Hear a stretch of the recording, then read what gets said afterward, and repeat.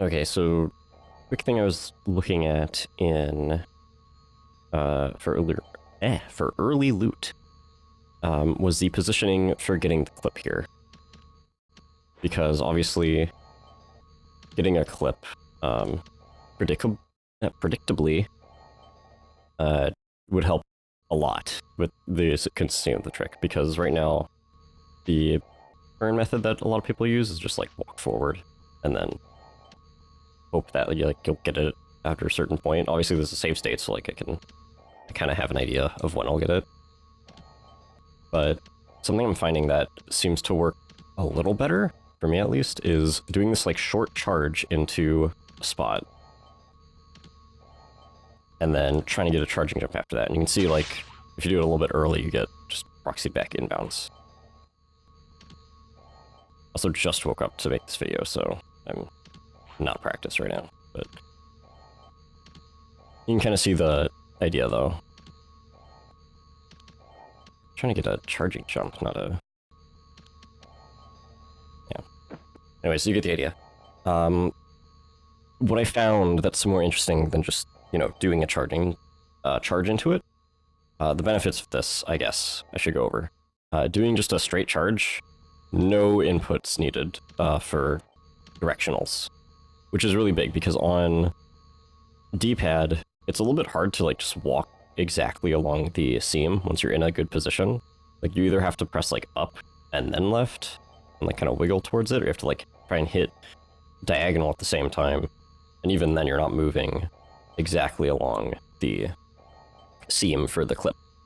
So what I've found is if you can just do a neutral charge, that just moves you straight along wherever you're facing, right? And I tested this with and without the gems over there to make sure there's like no, you know, influence there with the slight auto target that the game has. From what I recall, I think that might only be towards chests though and enemies. But anyways, yeah, this works. Interestingly, I got a few save states for this, as you can see, and they are all unique. I think that's actually the same one I'm on, but go to like this one. You can see Spyro is a little bit further back in this one. He's kind of like turned a lot more. And then this one, I turn the camera, he's a little bit more forward. If you look closely at his shadow, that's about the same. And I just show this, like, this works.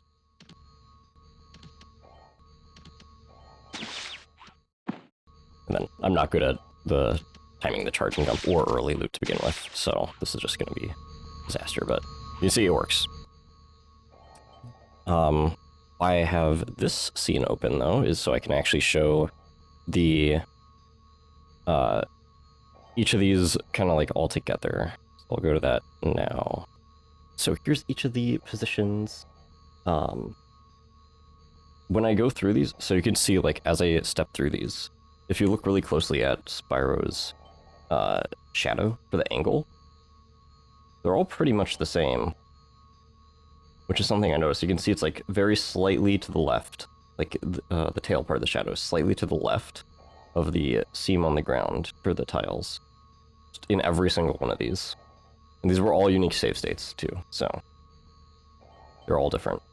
For the positioning, you can kind of see, let me, I can show this. Whoops, not start turning stuff. So I believe this is the center of the head. So let me just like mark that here. With, okay, well, if I had a brush that would draw anything, there we go. Say like that's the center, and then here's like the corner, right? So if we step through these, see he's a little bit more forward this time.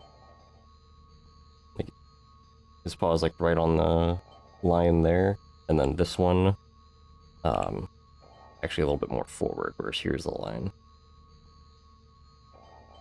And then here, way further back, you know, here's the line up here this time. And so on, now it's like behind him. This is also kind of like same position-ish. This one is more forward again.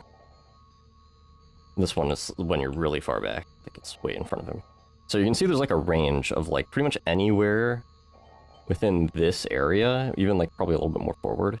Actually, yeah, because his back foot was on it. So like this whole area, pretty much you can stand in. And this will still work as long as you have this kind of angle with the shadow. All of those positions work for getting a charged into like an instant clip.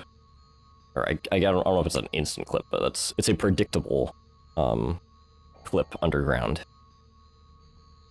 The exact timing, I don't know. I haven't looked at the precise timing information for like how long you need to hold your charge. I'm thinking of it similarly to long backbrat, where like, you know, you hold it for a short time and then you release.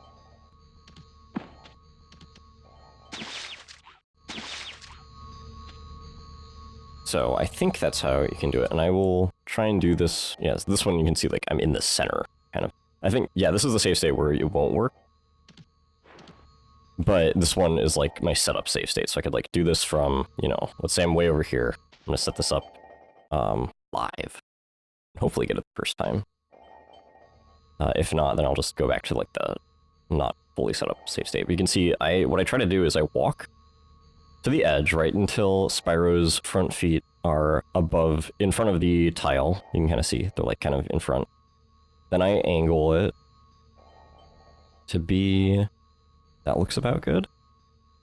So Spyro's right side, like his right paws, are over on the darker tile, and his left ones are still underneath the head, and the tail is kind of like, I'm looking at the shadow more than the actual tail itself, and I can like kind of adjust this a bit as needed. I feel like this might not work, but we'll see. It feels like your face a little bit more right than you want to, but yeah. Alright, so this looks good. I'm just gonna make a save state and then see if this actually will work. Where's a good slot that I'm not using? Just this is fine. Alright. And you can see it immediately the first try. That would have like done it. So my thought process is you kind of want to charge to, where's like a good location? Yeah, it's like kind of right there. You need to not have too high speed, I think, which is why the short charge works well. So like if you're in this spot, you could probably like walk closer. Not get pushed out, hopefully. Okay, that still looks good. Maybe. This is what I'm talking about, like using D-pad for movement is not great for this trick. So it's why I'm doing it, because I don't have an analog stick on this controller. And I usually don't play with analog stick. But if I try to set this up, yeah, you can see like if you get a bit closer, it's a bit better, especially because you'll have, you'll be closer to loot head, so you won't have to like try to, you know, charging jump and then like glide buffer to make it to the water or like turn to the left too much. But obviously if you practice with this trick, then that's not even a worry. I'm not practiced, I'm just getting lucky, honestly. Oh gosh, where was I? But yeah, you can see how this is pretty good. I will even set it up again, like not even from there. I'll just get rid of that save state as well. So now we're really far back. Let me just get a bit closer. The hard part is just the camera, honestly. Like, just having this camera is terrible, and I don't know how to deal with it. So you'd want to, like, face like this. Try to get to, like, outside the head. Oh, it's just getting flipped, yeah. Yeah, this is just annoying. Okay, there, reset. And then I want to go to, like, the second bolt, kind of. I want to be closer, ideally. And then his pause just in front of there. Then turn. Probably a little bit too far, actually, so I'll go a little bit further back in. I don't think you need to be, like, right at the edge.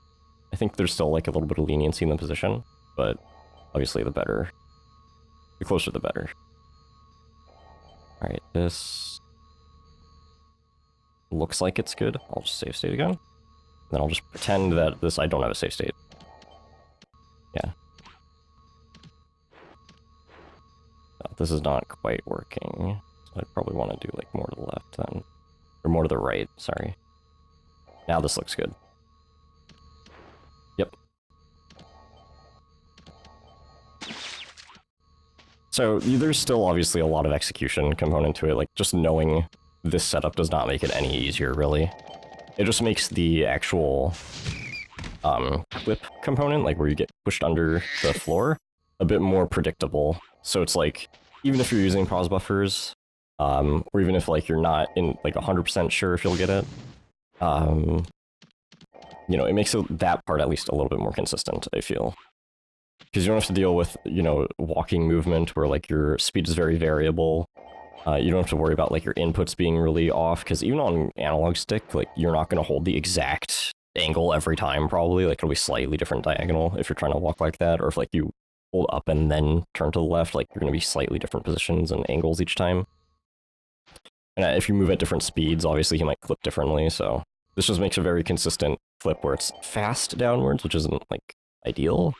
I would prefer it's a little bit slower, so more time to react, but given this is almost unreactable anyways, just knowing, having like a predictability to it where it's like, okay, I'm going to get the clip. I can just pretend that I'm going to, or assume that you're going to, and then just do the inputs of like charge, charging jump, glide buffer. And then, assuming you timed it right and you have like the timing down, then you should just make it to the water and make it in. At least this is how I'm going to go about it. Actually getting under the head, that's a whole different story. Have fun doing rat proxy or tooth roll or twilight harbor skip or coveless or any of the awful methods to get in here. Or obviously if the mouth is already open, then I don't even know how to get back in out of bounds there. It was like messing with it, I couldn't figure it out. I need to watch Daze's video on it. But I wanted to at least do a recording of this small bit, because I think this is like the most random feeling or inconsistent part of the whole trick. Everything else is like long back rat is, you know, you can learn that. Tooth roll and twilight harbor skip, you can learn that.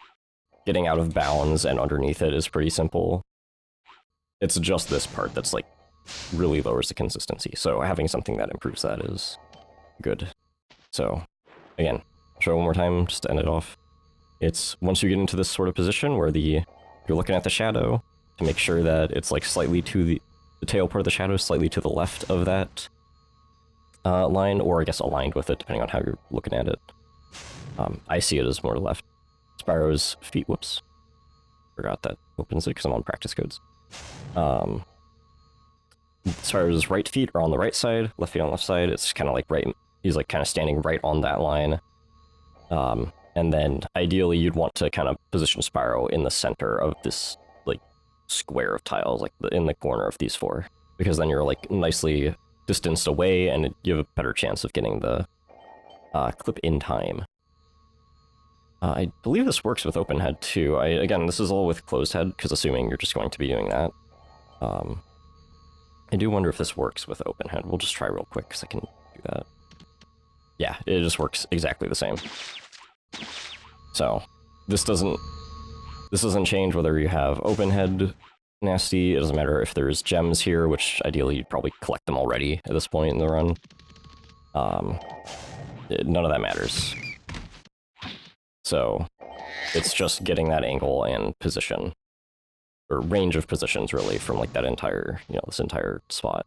Just having that good angle, and then just knowing to do short charge, charging jump in quick succession, and then it should give you a clip. If you hold charge too long, you'll slip out. If you hold it too little, you just won't get a clip. So that at least reduces what can happen under the head by a lot, and hopefully that helps someone with getting early loot, because this trick is difficult. Anyways, that's all.